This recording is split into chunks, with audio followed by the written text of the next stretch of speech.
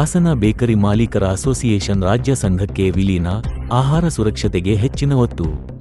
ಉದ್ಯಮಿಗಳ ಹಿತಾಸಕ್ತಿಗೆ ಸಂಘಟಿತ ಹೋರಾಟ ಅಗತ್ಯ. ಎಚ್.ಕೆ. ಕೇಶವ ಅಯ್ಯಂಗಾರ್.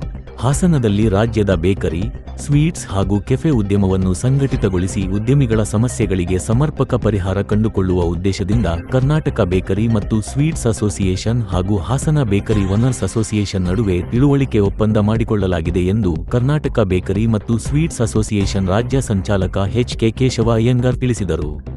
ಪತ್ರಿಕಾಗೋಷ್ಠಿಯಲ್ಲಿ ಮಂಗಳವಾರ ಮಾತನಾಡಿದ ಅವರು, ರಾಜ್ಯದ ಬೇಕರಿ, ಸ್ವೀಟ್ಸ್ ಮತ್ತು ಕೆಫೆ ಉದ್ಯಮದ ಪರವಾಗಿ ಏಕೈಕ ಧ್ವನಿಯಾಗಿ ಕರ್ನಾಟಕ ಬೇಕರಿ ಮತ್ತು ಸ್ವೀಟ್ಸ್ ಅಸೋಸಿಯೇಷನ್ ಕಾರ್ಯನಿರ್ವಹಿಸುತ್ತಿದೆ.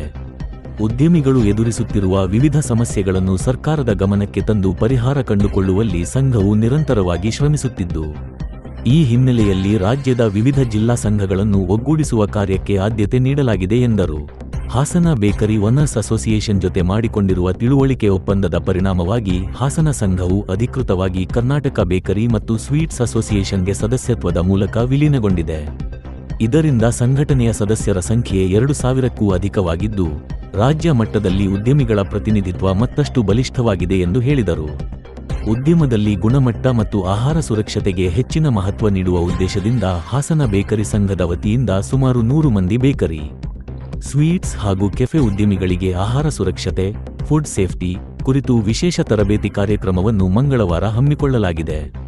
ತರಬೇತಿಯಲ್ಲಿ ಆಹಾರ ತಯಾರಿಕೆ ವೇಳೆ ಅನುಸರಿಸಬೇಕಾದ ಸ್ವಚ್ಛತಾ ಕ್ರಮಗಳು, ಆಹಾರ ಸುರಕ್ಷತಾ ನಿಯಮಗಳು, ಪರವಾನಗಿ ಪ್ರಕ್ರಿಯೆ, ಗುಣಮಟ್ಟ ಕಾಪಾಡುವ ವಿಧಾನಗಳು ಹಾಗೂ ಗ್ರಾಹಕರ ಆರೋಗ್ಯ ರಕ್ಷಣೆಗೆ ಸಂಬಂಧಿಸಿದ ವಿವಿಧ ಅಂಶಗಳ ಕುರಿತು ಮಾಹಿತಿ ನೀಡಲಾಗುತ್ತಿದೆ ಎಂದು ತಿಳಿಸಿದರು.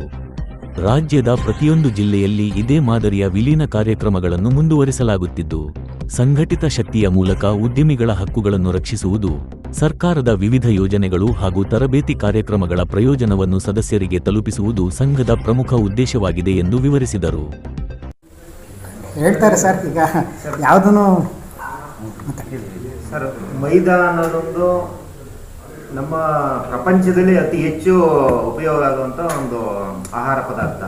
ಆ ಮೈದಾನ ನಮ್ಮ ದೇಶಕ್ಕೆ ಮಾದರಿ ಅನುಗುಣವಾಗಿ ಮಿತವಾಗಿ ಉಪಯೋಗಿಸಿದ್ರೆ ಏನೂ ಆಗಲ್ಲ. ಇದು ಬೇರೆ ದೇಶದಲ್ಲಿ ಅತಿ ಹೆಚ್ಚು ಮೈದಾ ತಿಂತಾರೆ. ಪ್ರತಿದಿನ ತಿಂಡಿ ಊಟ ಎಲ್ಲನೂ ಬ್ರೆಡ್ಡೇನೆ ಇರುತ್ತೆ. ಅವ್ರ ದೇಹಕ್ಕೆ ಅಲ್ಲಿ ಹೊಂದ್ಕೊಳುತ್ತೆ. ನಮ್ಮ ದೇಶದಲ್ಲಿ ನಮ್ಮ ಆಹಾರ ಪದ್ಧತಿಗಳು ಬೇರೆ ಬೇರೆ ಇದೆ. ಆದ್ರಿಂದ ನಮ್ಮಲ್ಲಿ ಮಿತವಾಗಿ ತಿಂದರೆ ಯಾವುದೂ ಏನೂ ಆಗಲ್ಲ. ನೀವು ಪ್ರತಿದಿನ ಬೆಳೆ ತಿಂತೀವಿ ನಾವೆಲ್ಲ. ಇದು ಹೆಂಗಾಗುತ್ತೆ ಅಂತ ಯಾರಿಗೂ ಗೊತ್ತಿಲ್ಲ. ಅಲ್ಲಿ ತಂದ್ರು ಮಿಲ್ ಮಾಡಿದ್ರೆ ನಮ್ಗೆ ಕೊಡಲ್ಲ. ಇದರಲ್ಲಿ ನಮ್ಮ ಹೋಟೆಲಲ್ಲೆಲ್ಲ ಎಣ್ಣೆ ಉಳಿದಿರೋ ಎಣ್ಣೆನ, ವೇಸ್ಟ್ ಎಣ್ಣೆನ ತಗೊಂಡು ಹೋಗ್ಬಿಟ್ಟು 5 ರೂಪಾಯಿ 10 ರೂಪಾಯಿ ತಗೊಂಡೋಗಿ ಆ ಎಣ್ಣೆ ಬೇಳೆಗೆಲ್ಲ ಮಿಕ್ಸ್ ಮಾಡಿ ಅವಾಗ ಚಮಕ್ ಬರುತ್ತೆ, ಮಿಂಚುತ್ತದು. ಅದನ್ನೆಲ್ಲ ತಿಂತೀವಿ. ಇದನ್ನ ಯಾರು ಹೇಳ್ತಾ ಇಲ್ಲ. ಇದು ನಮ್ಮ ಬೇಕರಿ ಉದ್ಯಮ ಬಂದು ಜಸ್ಟ್ ಸ್ನ್ಯಾಕ್ಸ್, ಊಟ ಅಲ್ಲ ಇದು. ನಾವು ಯಾರಿಗೂ ಹೊಟ್ಟೆ ತುಂಬ ಊಟ ಮಾಡಿ ಅಂತ ಹೇಳ್ತಾ ಇಲ್ಲ. ಯಾರು ಊಟ ಮಾಡೋದು ಅದರಲ್ಲೇನು ಬ್ರೆಡ್ ತಿಂದೆ ಹೊಟ್ಟೆ ಜೀವನ ಮಾಡಿ ಹಿಂದೆಲ್ಲ ಮಾಡ್ತಾ ಇದ್ರು. ಬಟ್ ಇವತ್ತಿನ ಸಿಚುವೇಶನ್ ಜಸ್ಟ್ ಸ್ನ್ಯಾಕ್ಸ್. ಇದರಿಂದ ಯಾವುದೇ ಥರ ತೊಂದರೆ ಇಲ್ಲ. ಮೈದಾ ಅಂದ್ರೆ ಇವತ್ತು ಹೇಳಿದ್ರು ಅಟ್ಟ ಇದೆ, ಇನ್ನೊಂದಿದೆ, ಮತ್ತೊಂದಿದೆ ಅಂತೇಳಿ. ಏನಿಲ್ಲ, ಯಾವುದೇ ಥರ ತೊಂದರೆ ಇಲ್ಲ. ಮಿತವಾಗಿ ತಿನ್ನಬೇಕು, ಹಿತವಾಗಿ ತಿನ್ನಬೇಕು. ಅದರಲ್ಲಿ ನೀವು ಸ್ವಚ್ಛತೆ ಬಗ್ಗೆ ಕೇಳಿದ್ರಿ. ನಾವು ಅದೇ ಒಂದು ನಮ್ಮ ಬೇಕರಿ ಉದ್ಯಮದವರಿಗೆ ಏನಾಗಿದೆ ಅಂದರೆ, ಈ ಬೇಕರಿ ನಮ್ಮ ಹಾಸನ ಜಿಲ್ಲೆಗಂತೂ ಇದೊಂದು ಒಳ್ಳೆ ದೇವರಿದ್ದಂಗೆ. ನಮಗೆಲ್ಲ ಒಂದು ಲೈಫ್ ಕೊಟ್ಟಿದೆ. ಎಷ್ಟೋ ಜನಗಳ ಲೈಫ್ ನೀವು ಹೇಳ್ದಂಗೆ ಒಳ್ಳೊಳ್ಳೆ ಜಾಗಗಳು, ಬಿಲ್ಡಿಂಗ್ ಎಲ್ಲ ಮಾಡಿದೀವಿ ಅಂದರೆ ಅದ್ರ ಶ್ರಮ ಇದೆ. 25 ವರ್ಷ ಜೀವನ ಮಾಡಿದೀವಿ. ಅಟ್ಲೀಸ್ಟ್ ಜೀವನದಲ್ಲಿ 25ನೇ ವರ್ಷದಲ್ಲಿ ಒಂದು ಜಾಗ ತಗೊಂಡು ಬಿಲ್ಡಿಂಗ್ ಕಟ್ಟಿರ್ಬೋದು. ಅದು ಸಂತೋಷವಾದ ವಿಚಾರನೇ. ನಮಗೆಲ್ಲ ನಮ್ಮ ಜಮೀನಿಲ್ಲ, ಏನಿಲ್ಲ, ನಿರ್ಗತಿರ್ಗಂಥ ಪರಿಸ್ಥಿತಿಯಿಂದ ಇದ್ದವ್ರು ನಾವು ಇವತ್ತು ಈ ಬೇಕರಿ ಉದ್ಯಮದಿಂದ ಇಲ್ಲಿ ತನಕ ಬಂದಿದ್ದೀವಿ. ಅದೇ ಉದ್ಯಮನ ನಾವು ಬೆಳೆಸ್ಕೊಂಡು ಹೋಗ್ಬೇಕು. ನಮ್ಮನ್ನ ಇಲ್ಲಿ ತನಕ ಬಂದಿರೋ ಉದ್ಯಮ ಒಂದು ಇವತ್ತು ಅದನ್ನ ಉಳಿಸ್ಕೊಂಡು ಹೋಗ್ಬೇಕು. ಮುಂದಿನ ಪೀಳಿಗೆನೂ ಒಂದು ನಾಲೆಡ್ಜನ್ನು ಅವ್ರಿಗೆ ತುಂಬಿಟ್ಟು ಮುಂದೆ ಈ ಬೇಕರಿ ಉದ್ಯಮವನ್ನು ತುಂಬ ಸ್ಟ್ರಾಂಗ್ ಆಗಿ ಮಾಡಬೇಕು ಅನ್ನೋ ಒಂದು ಉದ್ದೇಶದಿಂದ ಇವತ್ತು ಪ್ರತಿ ನಮ್ಮ ಜಿಲ್ಲೆಯಲ್ಲಿ ಇರೋಂಥವ್ರು ಮತ್ತೆ ನಾವೆಲ್ಲ ಹೊರ ರಾಜ್ಯದಲ್ಲಿ ಬೇಕರಿ ಮಾಡಿದ್ದೀವಿ. ಅವ್ರನ್ನೆಲ್ಲ ಕರೆಸ್ಬಿಟ್ಟು ಒಂದು ಒಳ್ಳೆ ನಾಲೆಡ್ಜನ್ನು ಸೇರಿ FSSAI ಅವ್ರ ಅಲ್ಲಿಂದ ಕರೆಸ್ಬಿಟ್ಟು ಅವ್ರಿಗೊಂದು ನಾಲೆಡ್ಜ್ ಶೇರ್ ಮಾಡ್ತಾ ಇದ್ದೀವಿ. ರುಚಿ ಒಂದು ಅಂತಂದರೆ ಓನ್ಲಿ ಫಾರ್ ಟೇಸ್ಟ್ ಅಲ್ಲ, ಅದು ಶುದ್ಧವಾಗಿರ್ಬೇಕು. ನಾವು ಹೆಂಗಿರ್ಬೇಕು, ಕೊಡೋದ್ರಿಂದ ಹಿಡಿದು ಇಡೋದ್ರಿಂದ ಹಿಡಿದು. ನಾವು ಹಿಂದೆಲ್ಲ ನಾವು ಬ್ರೆಡ್ ತಗೊಂಡು ಹೋಗ್ತಾ ಇದ್ರೆ 1 ವಾರ ಇಡ್ತಾ ಇದ್ದು. ಬಟ್ ಇವತ್ತು ಇಡೋಕ್ಕಾಗ್ತಾ ಇಲ್ಲ. ಯಾಕೆ ಅಂತಂದರೆ ಆ ನಾಲೆಡ್ಜ್ ಗೊತ್ತಿಲ್ಲ ಜನಕ್ಕೆ.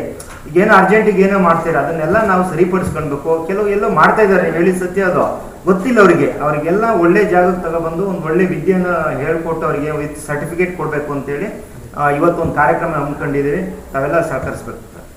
ಇಲ್ಲ ಸರ್. ಅದ್ರ ಬಗ್ಗೆ ನಾನು ಹೇಳ್ತಿದ್ದೇವೆ. ಈಗ ಪ್ರಿಸರ್ವೇಟಿವ್ ಅಂತ ಯಾವುದೇ ಒಂದು ವಸ್ತುನ ಯಾವುದೇ ಒಂದು ತಿನ್ನೋಂಥ ಪದಾರ್ಥ ಅವ್ರದ್ದು ಲಾಂಗ್ ಲೈಫ್ ಟರ್ಮ್ ಬರಬೇಕು ಅಂತಂದ್ರೆ ಅದು ಪ್ರಿಸರ್ವೇಟಿವ್ನ ಯೂಸ್ ಮಾಡಲೇಬೇಕು ಎನಿ ಕಂಪ್ನಿ.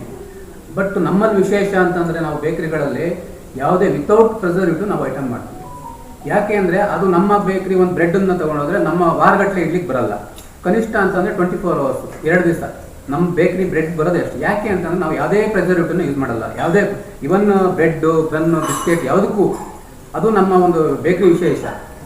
ಅದು ಯಾವುದೇ ಒಂದು ಈಗ ಲೈಫ್ ಸ್ಟೈಲ್ಗಳಿಗೆ ಕಂಪ್ನಿ ಬರುತ್ತೆ, ಒಂದು ಬ್ರಿಟಾನಿ ಬೇರೆ ಯಾವುದೇ ಒಂದು ಕಂಪ್ನಿ ಐಟಮ್ಗಳನ್ನ ತಗೋಬೇಕು, ಅದನ್ನ 15 ದಿನ 20 ದಿವಸ ಇಡಬೇಕು ಅಂತಂದ್ರೆ ಪ್ರಿಸರ್ವೇಟಿವ್ ಇಲ್ದೇ ಅದನ್ನ ಸ್ಟೋರ್ ಮಾಡ್ಲಿಕ್ಕೆ ಆಗಲ್ಲ. ಬಟ್ ನಮ್ಮ ವಿಶೇಷ ಅಂದರೆ ನಾವು ಅಲ್ಲೇ ತಯಾರು ಮಾಡಿ ಅಲ್ಲೇ ಕೌಂಟರ್ ಸೇಲ್ ಮಾಡೋದ್ರಿಂದ ನಮಗೆ ಆ ಪ್ರಿಸರ್ವೇಟಿವ್ನ ಅವಶ್ಯಕತೆಯೂ ಕೂಡ ಇರೋದಿಲ್ಲ. ಹಾಗಾಗಿ ನಮ್ಮ ಸೇಲು ಯಾಕೆ ಅಂತಂದರೆ ಜನಗಳು ಇಷ್ಟಪಡ್ತಾರೆ ಅದನ್ನು, ನಮ್ಮ ಐಟಮ್ಗಳನ್ನ. ಸರ್, ಟೇಸ್ಟಿಂಗ್ ಪೌಡರ್ ಅಂತ ಹೇಳಿದ್ರಲ್ಲ, ಆ್ಯಕ್ಚುಲಿ ಟೇಸ್ಟಿಂಗ್ ಪೌಡರ್ ನಮ್ಮ ಇಂಡಿಯನ್ ರೆಸಿಪಿಗೆ ಸೂಟ್ ಆಗಲ್ಲ. ಯಾರೋ ಗೊತ್ತಿಲ್ಲದೇನೆ ಅದ್ರ ವಿಷಯ ನಾಲೆಡ್ಜ್ ಗೊತ್ತಿಲ್ಲದೇನೆ ಆಗ್ತಾ ಇರ್ಬೋದು, ಏನೋ ಎಲ್ಲೋ ತಿಂದಿರ್ಬೋದು. ಓನ್ಲಿ ಫಾರ್ ಚೈನೀಸ್ ಫುಡ್ಡಿಗೆ ಮಾತ್ರ ಅದು ಯೂಸ್ ಆಗೋದು. ಆ ಪೌಡ್ರ್ ಹಾಕಿದ್ರೆ ಮಾತ್ರ ಚೈನೀಸ್ ಫುಡ್ ಟೇಸ್ಟ್ ಬರುತ್ತೆ. ಇಂಡಿಯನ್ ಅಟ್ಲೀಸ್ಟ್ ನಮ್ಮ ಹೋಟೆಲ್ ಸಾಂಬಾರಿಗೆ ಹಾಕಿದ್ರು ಆ ಟೇಸ್ಟ್ ಬರಲ್ಲ. ನಮ್ದು ಏನಿದೆ, ನಮ್ಮ ರೆಸಿಪಿ ಎಲ್ಲ ಬಂದ್ಬಿಟ್ಟು